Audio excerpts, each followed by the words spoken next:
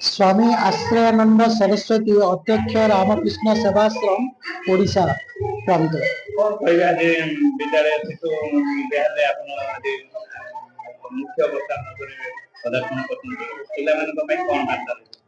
अत्यंत मु आनंदित जो छोट छोट पिला एते सुंदर कार्यक्रम कराई आजिकार मंचस्थ समस्त जो माने बुद्धिजीवी आसीथिले सुंदर भावरे प्रत्येक जीवन प्रत्येक भाग आलोचना कला बेले और गोटे कथा बारंबार मन को आसुला जे मनुष्य जीवन को जदि आमे सुंदर मानवतार भरीदबा जे जहा कि विवेकानंद 150 वर्ष पूर्व कही जाइतिले जे प्रत्येक मनुष्य भीतर जो देवत्व अच्छी देवत्वर विकास ही शिक्षा ता आज सफल रूपायन होउची शिशु मंदिर मानक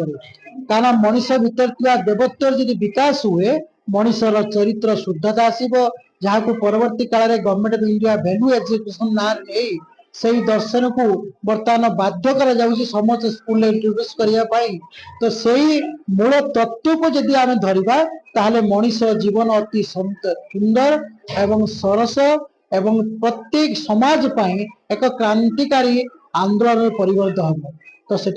मु समस्त को निवेदन करी समस्त पितामाता समस्त संतान मानू विवेकानंद बाणी पहुंचाई देवे एवं जीवन को सुंदर चरित्रवान मनुष्यटी हवापाई पथ परिष्कार करदे को आनंद मिल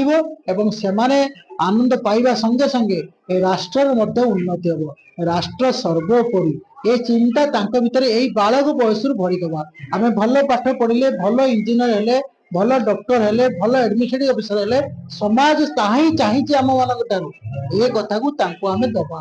ताहले से माने निजको सुंदर भाव निजको गढ़ी।